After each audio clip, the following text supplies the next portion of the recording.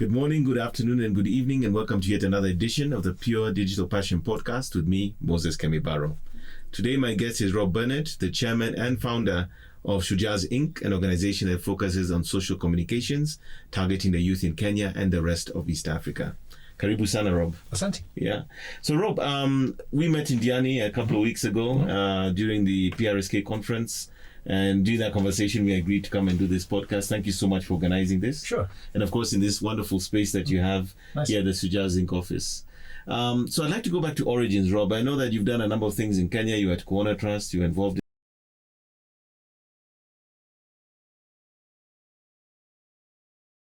in Mesh, or rather it's called Mesh. But tell us about Rob. Who's Rob? Where does Rob come from? And how does he end up in Kenya doing this? Thank you for the invitation, Moses. It's lovely to see you again. I came to Kenya. I left university. I grew up in Scotland. Okay. I went to university at St. Andrews. I had no clue what to do with my life, but I had a friend who had grown up in Tanzania, visiting. Okay. So I travelled after graduation. I had enough money for the ticket, saved up. So I thought, let me go before facing the real world. Yes. So I went 3 or 4 months in Tanzania, and I ended up in a safari camp that my friend's friend was running. Okay. Anyhow, so after a few months there working in the wilderness, I thought, actually, this is not for me. Where next? And my visa had expired. Oh. So it was like, well, now I have to go. and I met a friend. I met a guy who was traveling to Kenya. Okay. And who offered to give me a lift. So Wow. actually, I literally came to Kenya because of chance. And this guy was traveling over the border. I needed to leave because my visa was expiring. So off I went. So I found myself in Nairobi, and with no real plan. And no connections. Just I stayed in a hotel on Jivanji Gardens. I remember. Okay. Back in 1992. Wow. So quite a long time ago. So but actually, what happened next? I was wandering the streets of Nairobi, and I went into an art gallery. Mm-hmm. There was a gallery in those days in Lonra House called Gallery Watatu, I remember this. which was a prestigious gallery actually at the time, which I didn't know. But I went inside, and I ended up talking to the manager, and she offered me a job. Right then and then? Yeah, more or less. Wow. Yeah. So I called my mum, and I said, listen, I think I'll be back in 6 weeks, but I'm here in Nairobi. Somebody has asked me to do this thing. I'll do it for a while. Is it that you had an interest or a bias or a thing for art itself? Yes. So so my degree, my degree, in the big picture, I knew nothing. I mean, like zero. I think more than anything, because of my university, I had the vocabulary.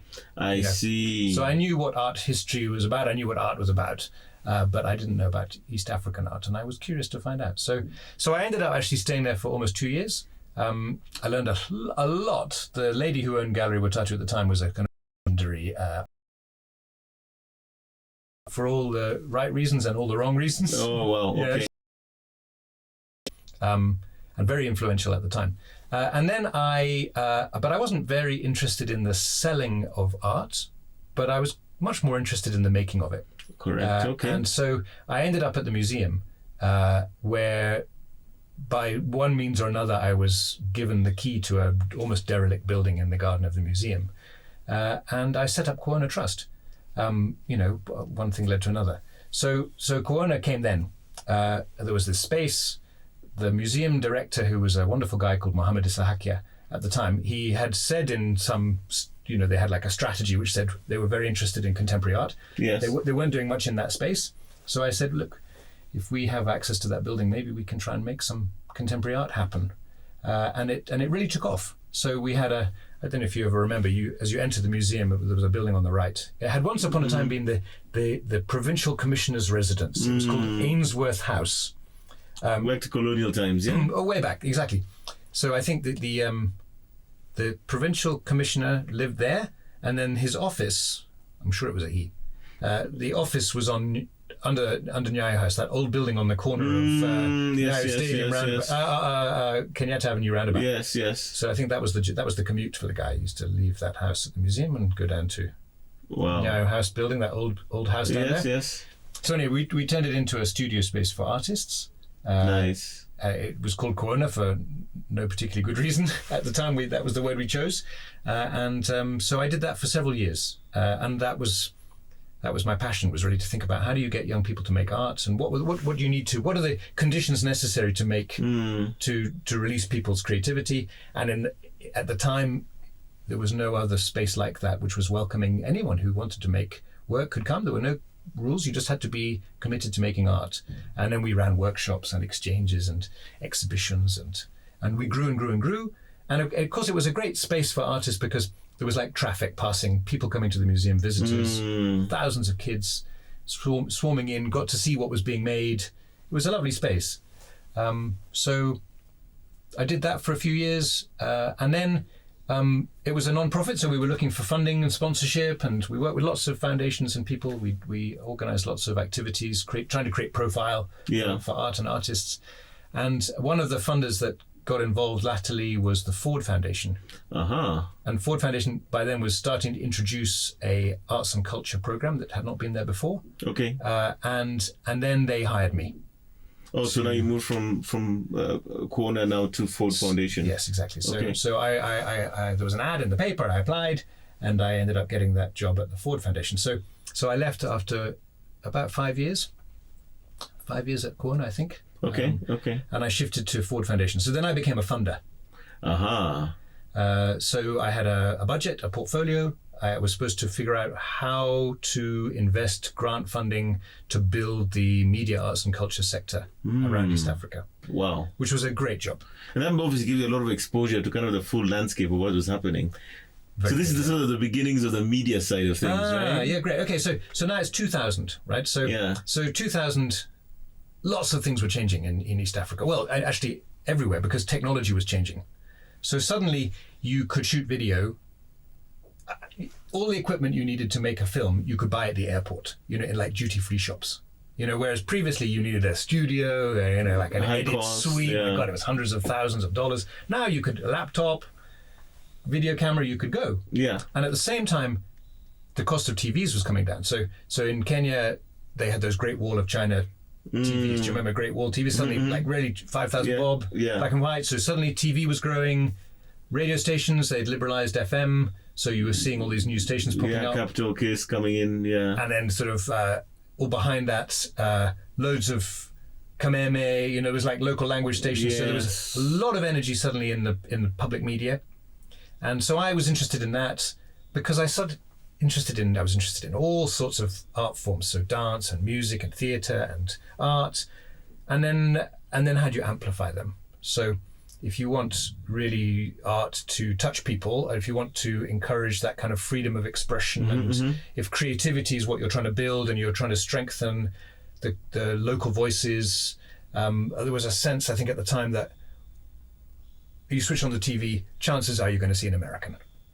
Absolutely. You switch on the radio. Then I remember there's MTV Times and all. Yeah, I remember. There was hardly any local content. Correct. I remember that very vividly, actually. Yeah. So our thinking at the time, and a lot of my energy was going into saying, well, how do we protect the local creative space so that we don't just get completely swallowed by Latin American soaps and cheap content from elsewhere? So we were trying to sort of ring fence local creatives. Yes. And help them to get to scale by amplifying their voices using media.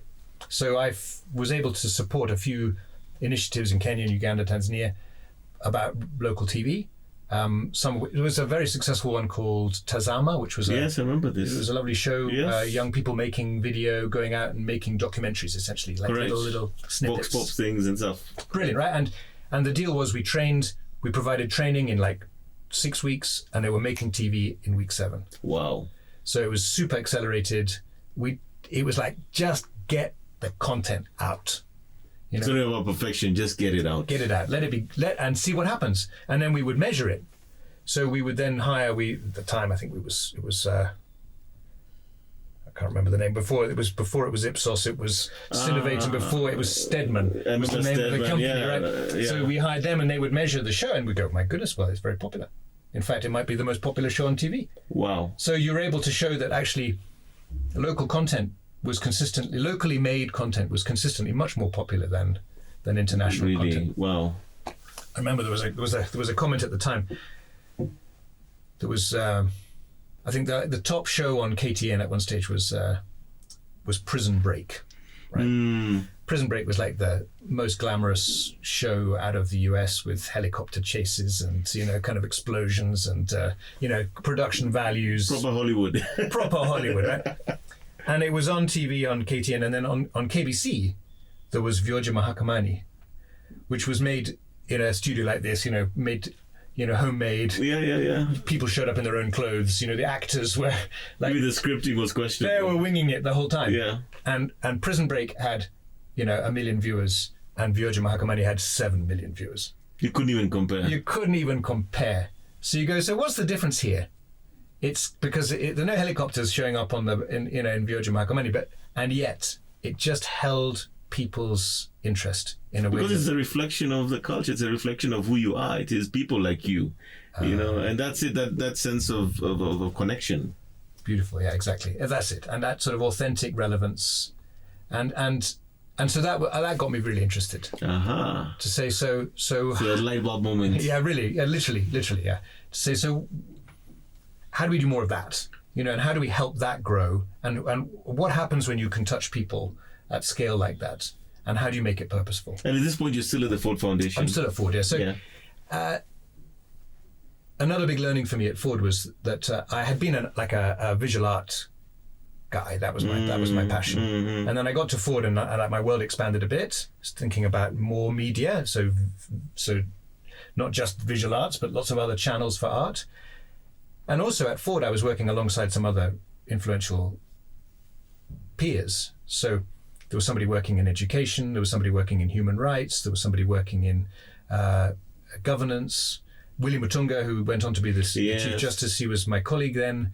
And we were all funding these different sectors. So I started also to locate the work of creatives in this broader political and developmental context. Mm-hmm. So, and there was a sense that there was an opportunity being missed, that for the impact that we, the Ford Foundation, were pursuing at the time, to create big social benefit at scale, we needed to amplify the work that we were doing.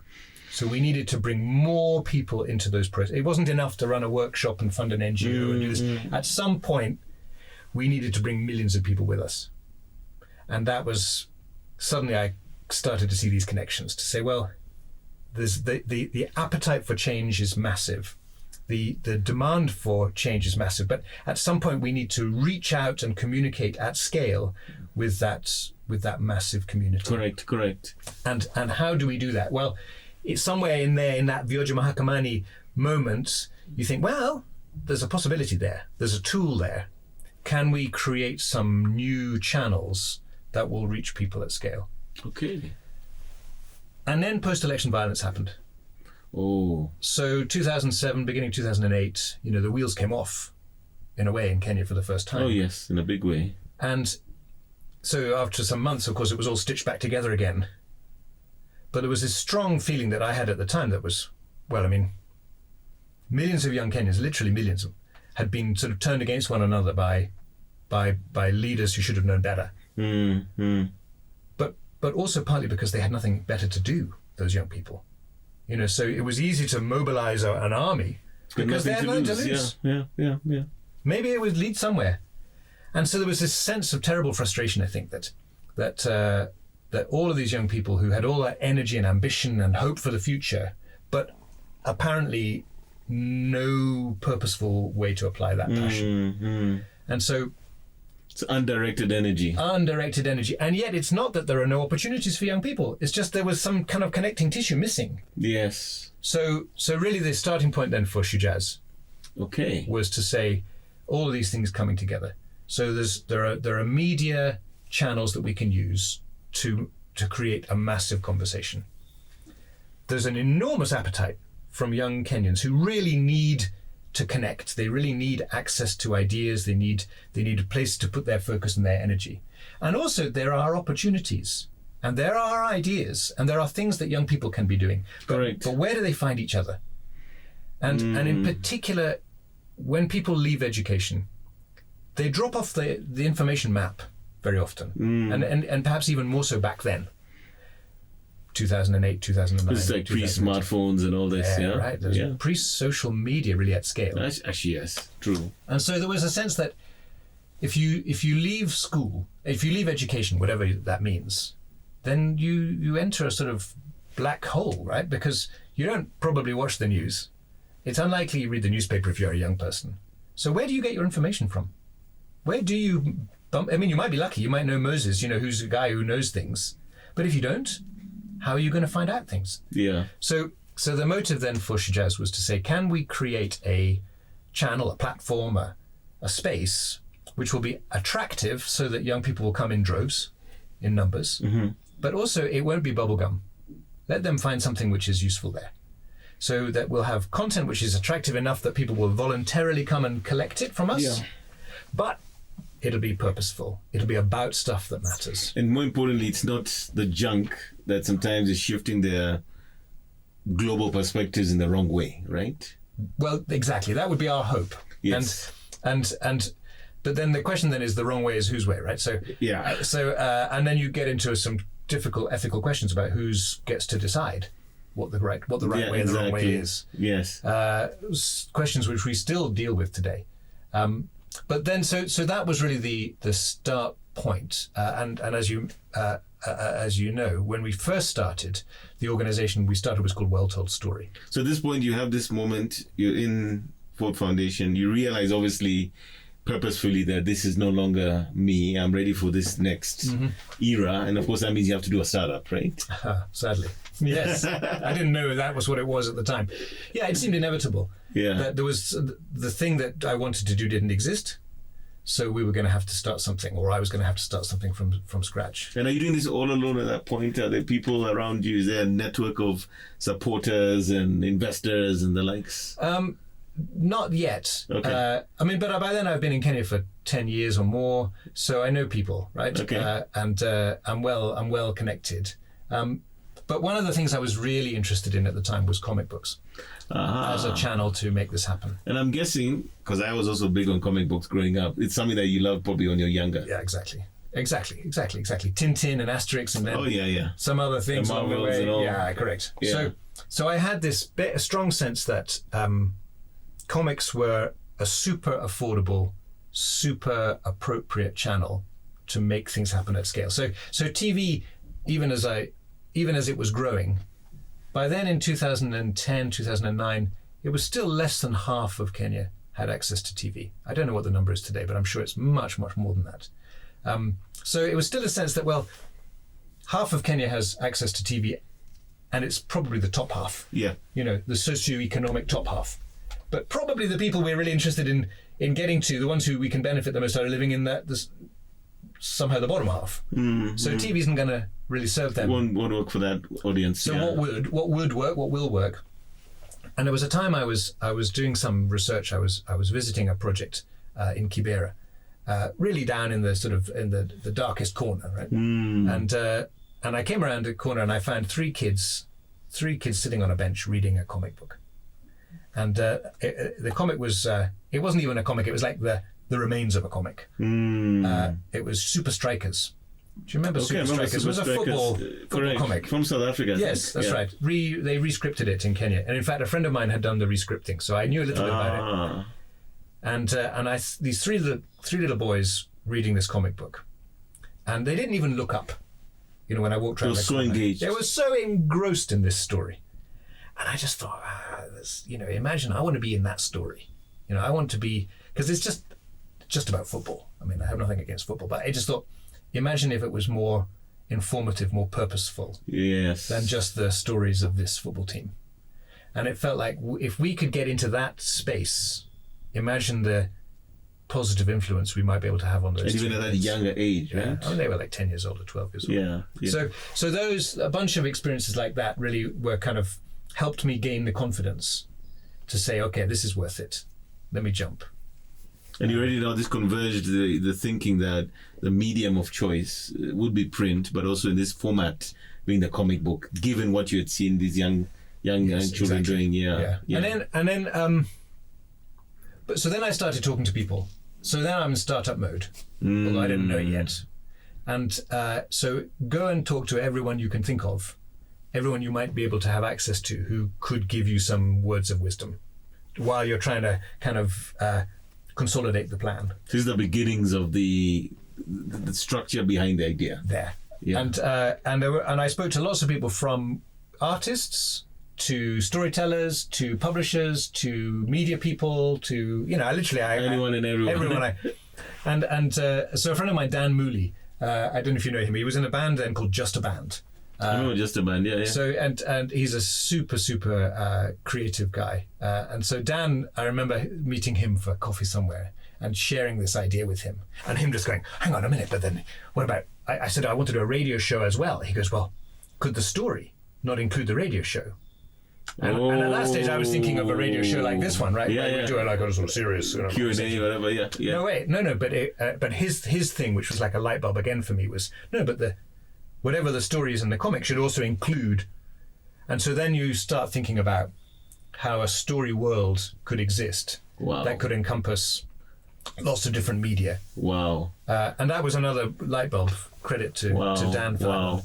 So he connected the dots in terms of it could be woven together. Yes, exactly that. Yeah, wow. And then we had a workshop. We gathered artists together.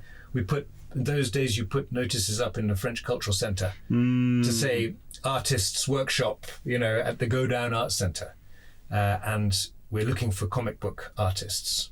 Wow. And like 40 guys showed up. What? Yeah, it was fantastic, and way more than we could hope for. And I had found a guy who worked in the UK for a famous comic book called the Beano. I remember Beano growing up. Right. So by one of those calls I made, contacts I reached out to, said, "Oh, I know a guy. He's an artist for the Beano." It's like, yes, I want to talk to him. So I persuaded him to come and hold this workshop for me. What? So I flew him. He was very reluctant. Guys. The Beano guy, yeah. He was he'd never thought of Kenya, right? So I really had to kind of lean on him to persuade him. I sent him come over, come and look. And he came, and he's just a magical guy called Hunt Emerson. Wow. Who draws still some of the Beano. And he held this workshop, and it was like, well, we're going to give him as a gift to any artist who wants to show up. But it's an interview. We're not declaring that at the front, but actually in the back, we're trying to see whether anyone who comes could actually be part of a team to put this comic book that we're planning together. And no doubt, it's like, whoa, there were some talented young people who came. So out of that workshop, we chose the artists. We invited some to sort of stake around on the third day. Okay. And then they became the guys who started putting the storylines together and the creative and designing the characters. And at the same time, of course, I'm looking for money, because at this point I'm spending my savings. And have you now transitioned fully from? I'm out. Yeah, I'm out. You're out of Full Foundation. Yeah. So now I'm bootstrapping, hustling, living on my savings. Yeah. Wow. Trying to make it happen, and trying to figure out what's the business model going to be, who's going to pay the bills, and somehow I don't know where my belief came from, but somehow I had a belief that it would work. Looking back, it's like, whoa, that was madness, but I didn't feel like I had a choice. It was like, this is what I have to do now. It almost sounds like almost like very purpose-driven. Like this is important, and I think the backdrop being this post-election violence, this massive incident. Clearly you saw a bigger picture to this, right? It took a while. We started getting really serious in 2009. That's when I really. But it's percolating all this time. It's building up, yeah. And I was hustling as a consultant. So to pay some bills. Okay. And I got a very interesting assignment with the UN, which really helped also helped me gain confidence. Okay. That this idea was important at the time, was right, that this segment, this young population was where we needed to spend time and energy.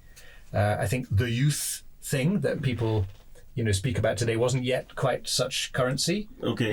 People hadn't quite seen, and maybe we were early to see the importance of that huge population.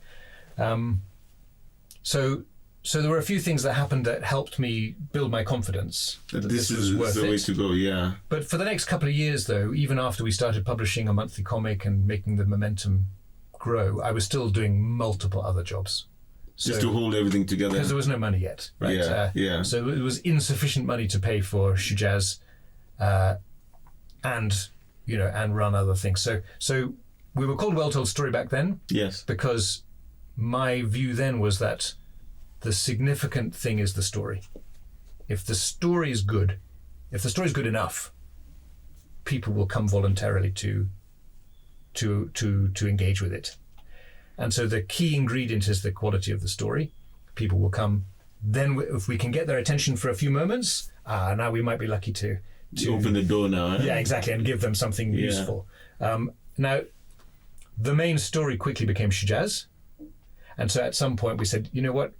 We're going to focus all of our energy in this. So at this point you had multiple titles. We had a few things, yeah. Okay. None was we weren't as committed to anything else. We were being opportunistic. Oh, we'll do a little soap opera here. We'll do a thing over there. We'll do something in Duluo. Basically, in vernacular. Wow. Where are we going to get the money to pay the bills? Yes. We had a growing team, and but then at some point we stopped pursuing anything except Shujaaz. And that's where you're seeing the sort of the momentum picking up nicely. Yeah, and I think that was a really good strategic move for us. Focus our attention on that one segment, 15 to 24-year-olds. Okay, we could do other things, but as soon as we take our mind off this key target, we're going to dilute our impact. Now, for the audience who may not be familiar with this, because as I saw in my statistics the other day for this podcast, they're getting a lot of international coverage. What is Shujaaz? Maybe that you can unpack what is Shujaaz in terms of what's in there, and what does that mean in terms of the way then you were publishing it as a comic book at this point? Sure.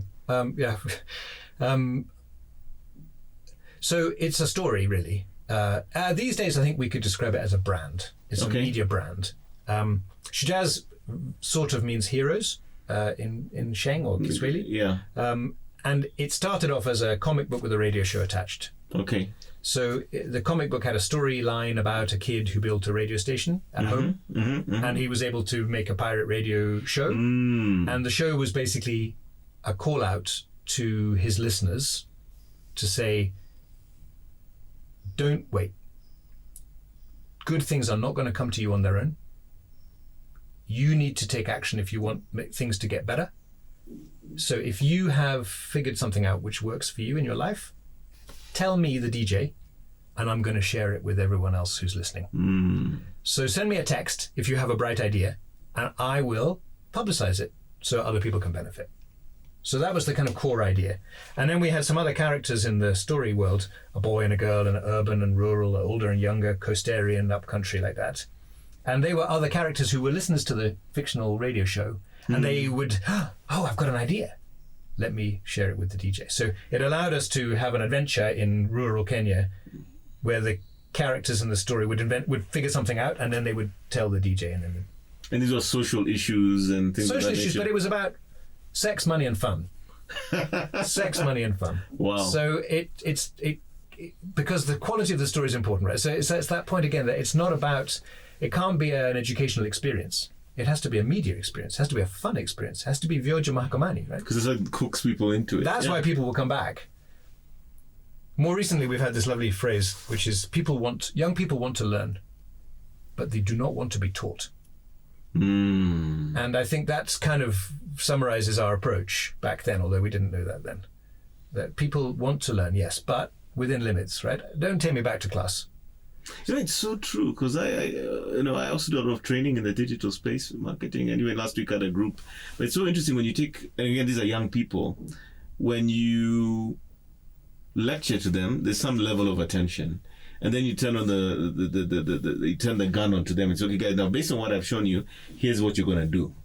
And suddenly the light bulb, the eyes open up, the teamwork begins, they're working on it, they're solving the problem. And it's exactly that, isn't it? People want to engage, they want to that's almost that thing of don't give somebody fish, show them how to fish. Something to that effect, yes? That's what you're doing, right? I think especially when it's done remotely. So if you've got people in a classroom, you have some measure of control over them. And there's some incentive for them to do well and perform and be attentive. And if you got them where you're promising them a certificate or a degree or something at the end, then there's an incentive for them to push through the pain because there's a prize worth winning. But out there, when it's remote, when it's completely voluntary, where I could spend my 10 minutes with you listening to a lecture, or I could spend 10 minutes reading this funny story.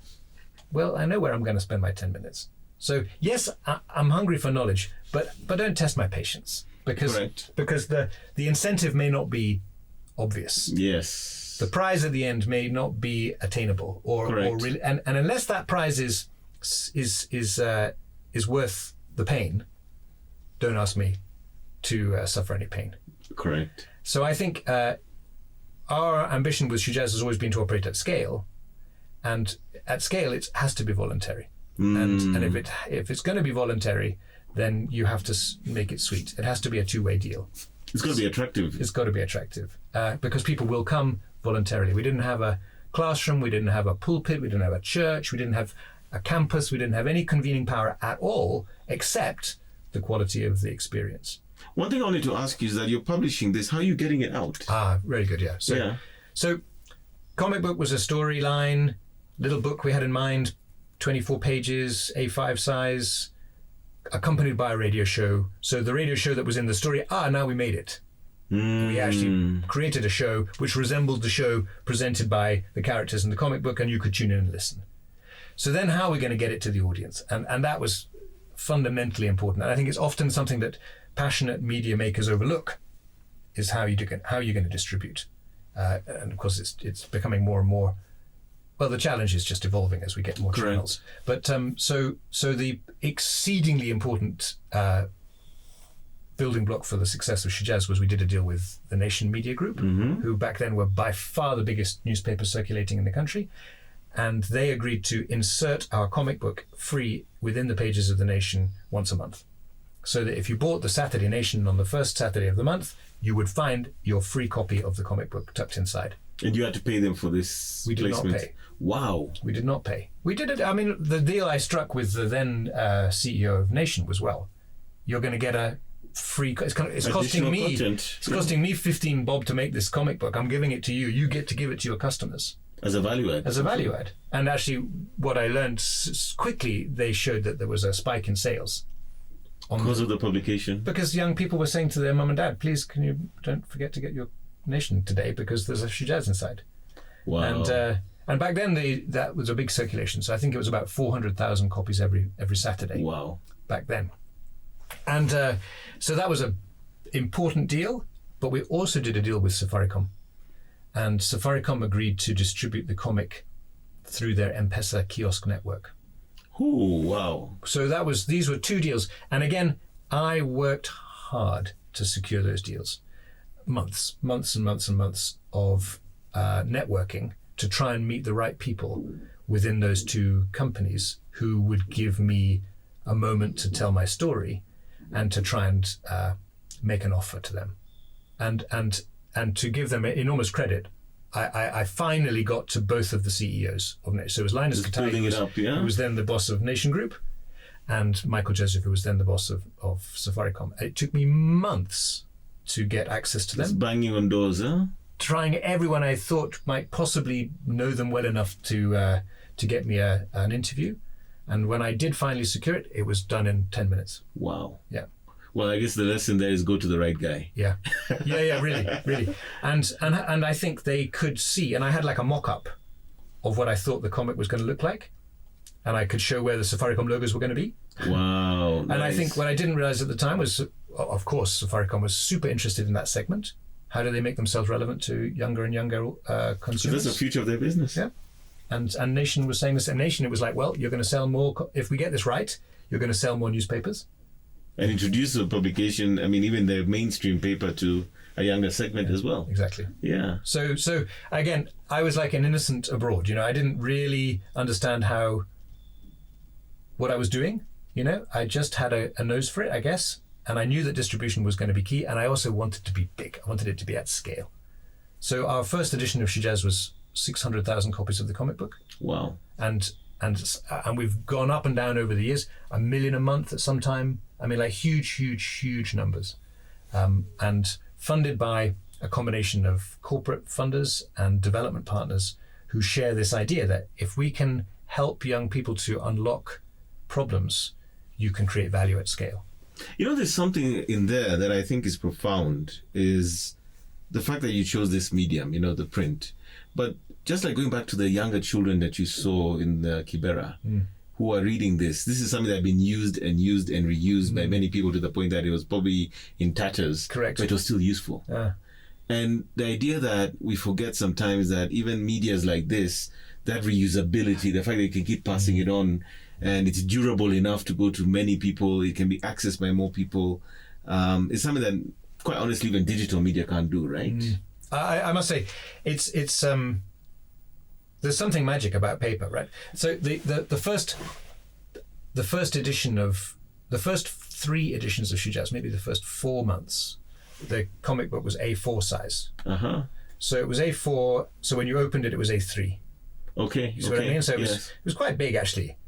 And around that time, on one of those side hustles I had, I was in Kisumu, and I went to visit a secondary school in Kisumu. Part of this other project, one of those consultancies I was trying to do to stay alive. And I went into the head teacher's office in this secondary school to greet the head teacher. And on the desk, there was a pile of school exercise books that were waiting for homework to be marked. And there was a big stack of books. And 3 of them in the stack, 3 of them had been covered in Shujaaz. Oh. And I immediately could tell from the spine of the book, in the pile, I recognized that page because I had been living and breathing this comic book for months. And so somebody had taken the comic, unpicked the staples, and used the paper to create a fantastic cover for their school book. Wow, so now it's a funky cover. And they were right. It looked really good. But my reaction was disaster. Because that means that comic is no longer readable by someone else. So we took it down to A5.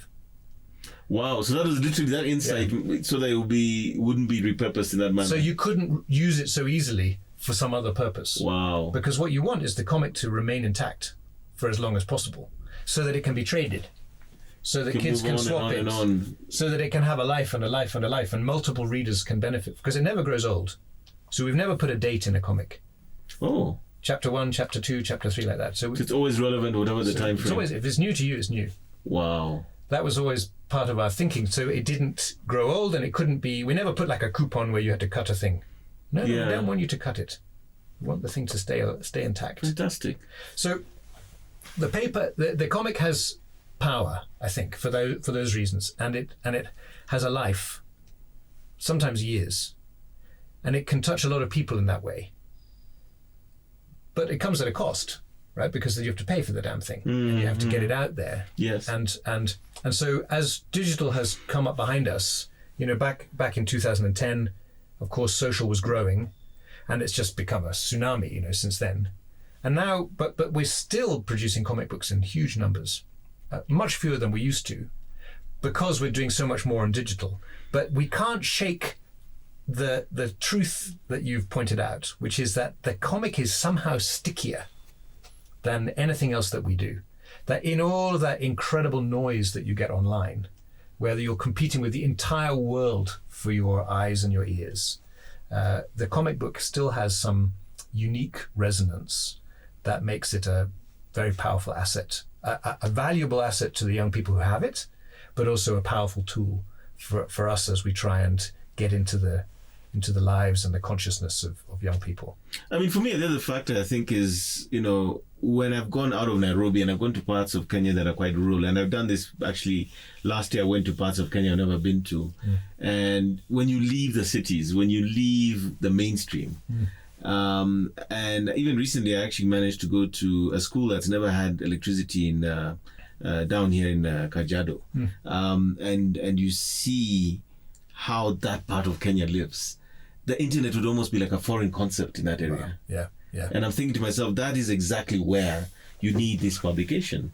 Yeah, I think that's it, isn't it? And so as we've grown and we've become more and more sort of thoughtful and wise, we've also spent a lot of time trying to measure and trying to ensure we truly understand our audience and the problems that they're facing, the ones that we can try and help them with, but also, are we confident that the media is really reaching them?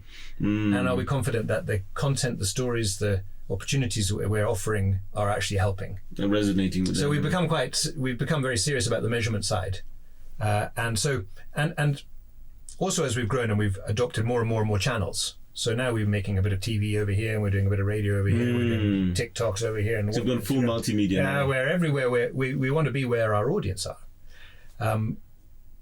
But so now we're able to say, well, the comic has a particular job to do, which is not what it used to have to do.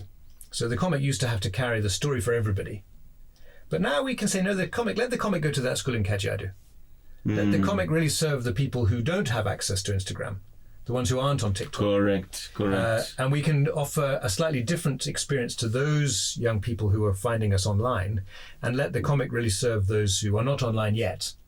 Or not as frequently, yeah. Yes, exactly. The ones who have to borrow their mum's phone and put their own SIM in it, or whatever it is that they're doing to get online. Yeah. So, yeah, we're doing much more sort of subtly segmented offer these days. Correct. And that also allows us to say, well, this channel's for the girls aged 20 to 24, and this channel's for the boys aged 15 to 19 who are urban. Okay, so now segmenting it, right? And that allows us to be a lot more, I think, a lot more helpful to those segments, and also a lot more helpful to our partners who might have a particular interest in that segment, that older urban or that younger rural. Fantastic. Wow. So it's no longer this amorphous target. It's now really segmented out and broken down, and you can actually target different objectives for different partners as well. 100%, yeah. So there's something else I want to bring up, and this is important for this conversation. The Emmys. And somebody called DJ Boy. I remember you shared this with me when I first visited you a few years ago, but I want us to talk about those two things, how they came about and how impactful they've been within the Shujaaz aspect before we get to Mesh. Yes. Okay, so DJ Boy is really the heart and soul of the brand. And so he's that guy who built the radio station. So he's Boy, we know him as Boy. Out there on air, he's DJ B. DJ B, okay. Even his mum doesn't know that he's got a radio station. And he's the man who he's like the spider in the middle of the web, right? So he's like the guy receiving ideas and sharing them. He's the radio DJ, he's the star of the comic. Of course he's on social. So he has 1 million+ followers on Facebook.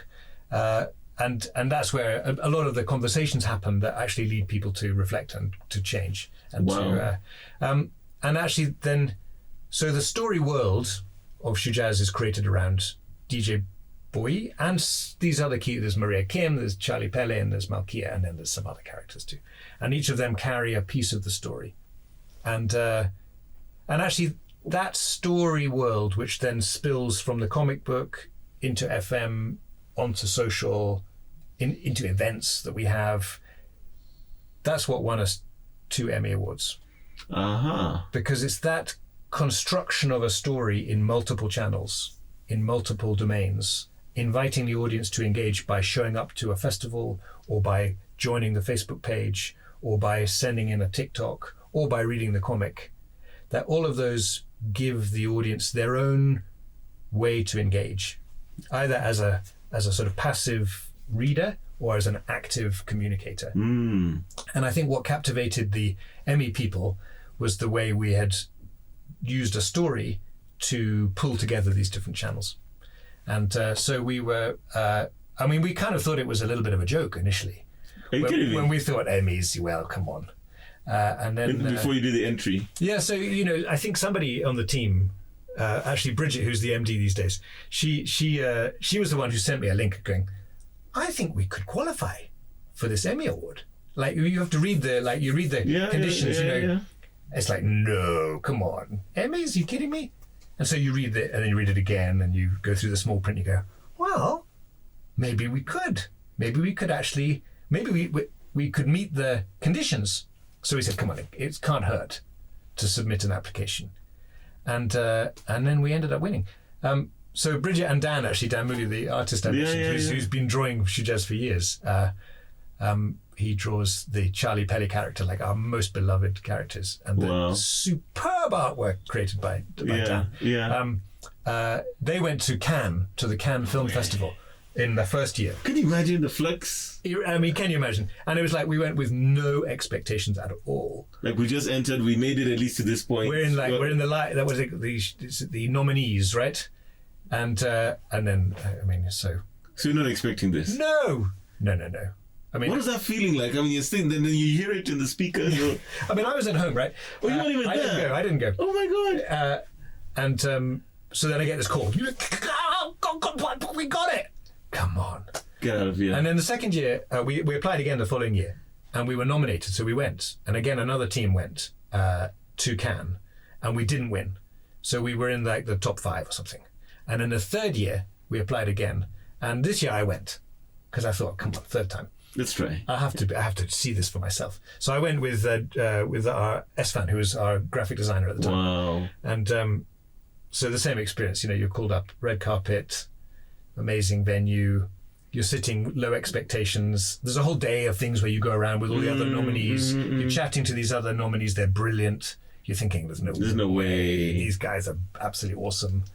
And then the big moment comes and someone opens the envelope, And actually, we ran up onto the stage, me and Esfan, and I was in front of him.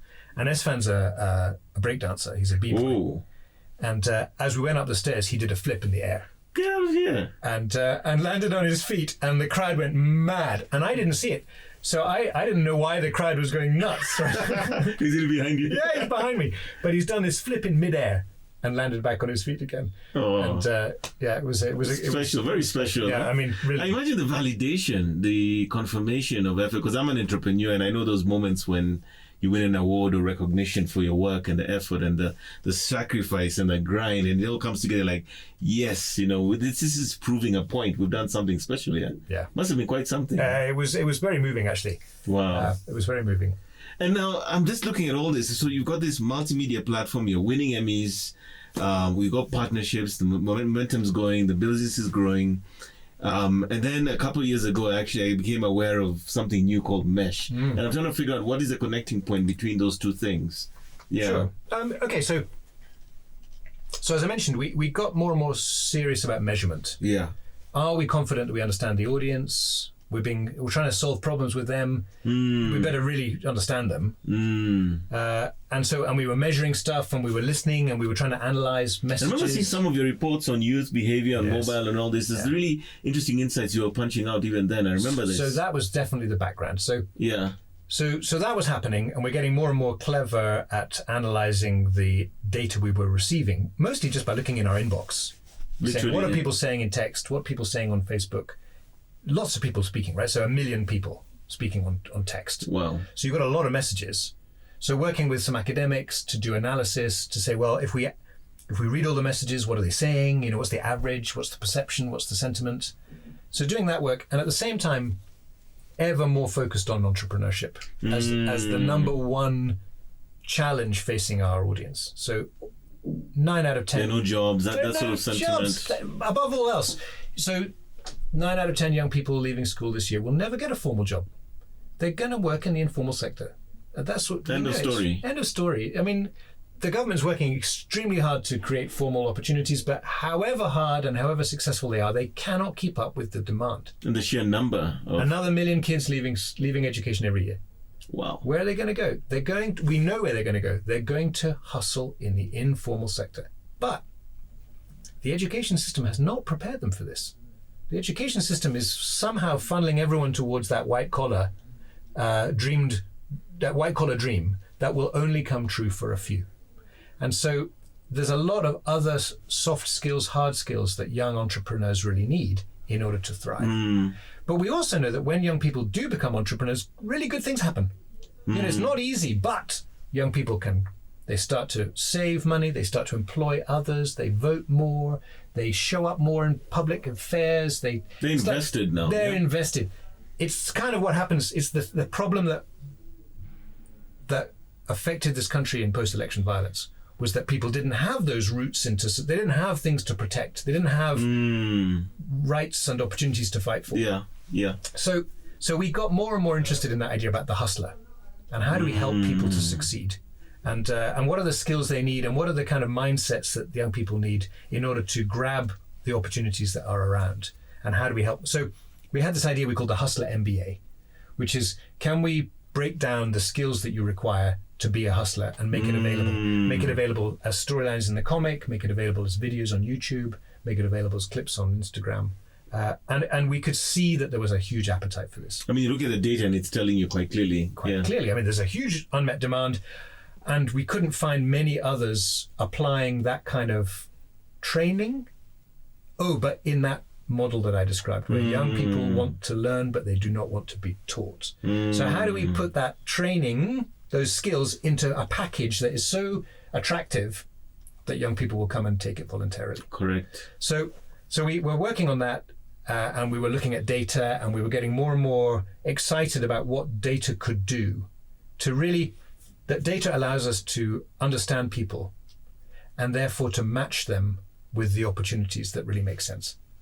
And the trouble is that you can't do that using social media platforms that belong to somebody else. Correct. Because then the data they change the algorithm, the data gets used somewhere else. Your reach is compromised. Yeah. So we came to the conclusion about 3 years ago that we're going to have to build our own platform if we were going to make it really useful. Correct. Building on all those lessons that we've been learning. Yes. And the answer is Mesh. So when we began, Mesh was like a concept embedded in Shujaaz Inc. And we tried experiments, and we pulled our expertise together, and we used all the team that we knew, and we started thinking about opportunities. Yes. And now Mesh is a standalone. It's a whole new thing. It's now been incubated by Shujaaz Inc, and it now stands alone as its own entity. I mean, we share many of the facilities in this, and but it's a separate organization now. So within Mesh, I mean, so we have, I think, is it over 150,000 monthly active users. Wow. So the size is even larger then, right? So it's about 250,000 people visiting every month, I think, and about 150,000 returning monthly active users. So they're ones who really make use of the platform in some measurable, tangible way, not just click and go. So essentially, Mesh is now, we think it's the first digital community for entrepreneurs in the informal economy. And so some of our partners like Unilever and Microsoft say that we are the LinkedIn for the informal sector. Wow. And in some ways we do resemble LinkedIn. So we've set up a digital community online. Anyone can join. It's free to join. And you go to the website, it's mesh.life, mesh.life. Okay. You can create a profile there. And as soon as you've created a profile, you can start to browse and see other members of the community. And they're generally speaking young Kenyans aged 18 to 35. That's somewhere in that gap. And it's young people telling their stories of their business and being introduced to one another and helping one another solve problems. So that community is about 150,000 monthly active users in there. And then into that community, we've introduced lots and lots of training content. And it's content made in the model that we've been describing. So it's fun, it's engaging, it's TikTok style, it's really quick. It doesn't feel at all overbearing, like a lecture. Yeah. It's basically young people sharing how they have built their little enterprise or their business. Oh, this is so great. So that means also in the heart of it is there's still this element of story.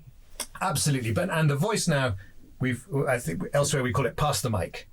Pass the mic. Pass the Wow. mic. So let other people take their moment to explain their business. So we are obviously the curators of that space, the Mesh team working hard to make it on brand, feel right, the right voice, the right speed, the right tempo, the right accessibility, the right pitch. And it's proving extremely popular. So we put a lot of content out onto social channels, and that provides the sort of funnel to bring people to the Mesh platform. So then once we start to gather people in the platform, then all the data, who's interested in what, who's helping who's connecting why, what are their interests, what videos are they watching, what little modules have they taken, what courses. Recently we've introduced little mini series on how to do sales. Oh, so you nice. can watch your way through like 10 little videos and understand all the obvious mistakes and solutions if you're doing sales. And so we've got a bunch of these mini series coming. And so who's doing what? If you watch the series, you earn a little badge. The badge sits so on there's your gamification profile. going on as well. Exactly. And you get to flex in front of the other members of the community. Wow, nice. But the other side of the business then Yes. is for us to turn to corporates and say, well, are you interested in any, are there people in the informal sector that you'd like to work with? So is it because, for example, you've got a gig? So we've been working with Unilever. They're trying to expand the number of kiosks that sell their goods into neighborhoods and areas where they're underserved. It's quite cumbersome for them to go and do that. They have to go knocking on doors, asking. So we mobilized some meshes. I think in one area around Nairobi, we've added 1,500 kiosks in the last. Get out of here. And we achieved it by employing 20 meshes. Wow. Now, all those 1,500 kiosks are now trading with Unilever. They've all got access to Unilever goods and services they didn't have before. Another group then came to us recently, an e-bike company. Have said, well, we're introducing new e-bikes into Kenya. Obviously, they're perfect for people in the border industry. It's quite hard for us to efficiently reach those guys. Oh, but turns out on Mesh, we have a few thousand registered members who are border guys. Turns out that an e-bike, you can run it for about 350 shillings a day. A petrol bike is about 1,000 bob a day running costs overall. So it's a very good offer to buy an e-bike, to ride an e-bike if you're doing border stuff. But then we also been able to speak to a delivery company who said, well, we'll hire any e-bike border riders you've got, because we have a demand for deliveries. We want to do it on e-bikes. We'll hire each and every e-bike rider you got. And that's ESG as well, right? And then we've introduced now an asset finance company. Oh. So the asset finance company says, well, what, you got a bike and now there's a job. Well, we can finance that. And we can do it in a low risk way because we know you've got a task to perform. You've already got so you've got a performing asset, you've got a contract to deliver goods, you've got access to a finance. It's happening at scale, so we've been able to reduce the cost of the bike, we've been able to reduce the cost of the finance. And now we're thinking about how we can add insurance, and we're making training videos so that people who've just got an e-bike, how do you sweat your bike? How do you make it work hard for you? What are the skills you need to be a really successful delivery rider? How do you balance the books? So all of these skills. So we think that Mesh has the opportunity to plug in lots and lots and lots of corporate opportunities and services which are urgently needed by the informal sector, but where there is really a challenge for the corporates to find the right customer in an efficient way. And for these young people who are very, very keen to get their hands on corporate services, but they can't be seen today. And if they can be seen, they can't be trusted because they don't have any data. Yeah, exactly. They need the data to make informed decisions. I just had an epiphany what Shujaaz is. Oh, yeah. You want to hear it? Yeah, I do. Shujaaz is content. Shujaaz is community. Shujaaz is commerce. Shujaaz is also connections. Ooh. And I think there's a fifth one in there. I think the last one I was thinking of, which just escapes my mind, is commerce. You had commerce already. Did I say commerce? Yeah. Okay, but there are four. So content, commerce, community, connections. That's what Shujaaz quality. is? It's not a C. Sorry? Quality. But it's not a C. It's a Q. So those four things, I'm kind of feeling that that's what you are. Lovely. Yeah. And you bridged all these different things and make them all happen. So as we come to the end of the conversation, I think I'd like to hear a bit more about what's the next 2 to 5 years look like. And also in this, I think there's an entrepreneurial story, there's a finding your purpose story, there's having impact story. But I'd like to hear maybe some nuggets from your point of view in terms of things that people listening to this podcast or watching us would find useful.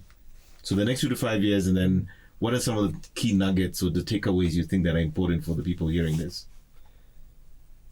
So I think we're in an exciting moment. The mesh business is off and running. It's a startup, so it has all of those struggles and uncertainties and risks associated with a startup, but it's starting to find its feet. Shujaaz is reaching the next stage now. So we're building ever more digital channels. We're navigating that complicated digital space, but we're increasingly combining analog and digital in new ways. They work together. And not leaving the analog behind for the reasons that you mentioned. Yeah. So our festivals that we run are more important than they've ever been to us, linked to the comic. And then that it's the digital channels that make it come alive. So we've got some really cool partnerships coming up in 2024. Okay. Some new ways of reaching audiences with new channels, and we're also working on a big new initiative to look at gender inequality in Kenya. Yes, that's become a big issue as well. So what can we do? What can the stories that we tell do to help young men and young women think differently about the other gender? And changing perspectives and stuff. And we think that Shujaaz has some real power there to be useful, to try and deal with some of the pervasive inequalities that exist in our society in that gendered space. So we think that we've got a sort of secret power to be influential and helpful there and unlock value for everybody by doing that. So that's a new theme we're working on. Climate change is another thing we're concerned with. Young people facing more and more uncertainty. So what can we do as Shujaaz to try and get a shared understanding about the world in this rapidly changing climate that we find ourselves in? So those two things really good. We've got a little research thing we're starting now, how we enable young people to become researchers. So looking at more and more ways in which we can create value for our audience and for our users, using the channels that we've got, always in a two-way manner, and also building our teams. And I think, more than anything, the quality of our work is down to the quality of our teams. So the team working on Shujaaz is gold, and has been for the longest time. And we employ brilliant, mostly young people from Kenya and Tanzania who just understand our audience and are passionate about that combination. It's a job, yes, but it's a job which does good in the world. And that's a good place to spend one's time, I think. Correct. The recruitment of great people is like obsessively difficult, but it's obsessively the key. It's that unlocks necessary. the business. Yeah, and I think the same is true in Mesh. That we've got a brilliant team. The team is led by Anuj Tanna, who's a Kenyan guy who used to work at Telcom. Cut his teeth building mobile money at Telcom. Oh wow! Understands that tech space, but came to join us really inspired by the opportunity to use technology to do good, fintech, that whole world. So he's built a brilliant team who run Mesh and are growing it together. A few people from around the world, but mostly from right here in Kenya. So I think that it's the talent above all that makes the difference. So I think my job, having been sort of hands-on Shujaaz for a long time, I'm no longer there on a day-to-day basis. I've sort of stepped back. I give support there. I give support to Mesh. I've got a few other little initiatives. The thing I like doing is sort of starting little fires. So I think that's but I think above all else, the glue that binds the business together is a focus on purpose. We've always been clear that we're businesses. We're a business. We aim to make a profit, but at the same time we want to do that by doing good in the world. And when we line those things up, our audience grows because they feel the value that we're giving, and we grow because we're able to benefit from that. So there's a sort of synergy that when things work, everybody wins, and when everybody wins, growth happens. So I think we've been lucky to build enterprises that consistently stay in that space where we're trying to deliver value. Our primary objective is the value we create in the community. But we've discovered that we also benefit when that happens. Correct. So what is it? The tide lifts all the boats. Correct. Like that. And that has enabled us to stay at the front of our work, to be strong in the market, to be breaking down barriers for our fans, and also for the next generation of media, the next generation of enterprise. But above all else, it's built on the teams that we've been able to attract and retain, who are the ones who actually make this happen day to day. And that's the secret of our success. Brilliant young people from Kenya and East Africa who make this happen. Rob, thank you so much. It's been a pleasure. We hope to see you again in this podcast, but more importantly, I think thank you for sharing so honestly and authentically in terms of where Shujaaz is, where you're going, and really looking at all these things that make it all come together. Great. Thank you for having me. Yeah. It's a pleasure. And once again, thank you for joining us for this podcast. We're delighted to have had this conversation with Rob Burnet, and we're really excited to see what's possible going forward. We'll catch you in the next one.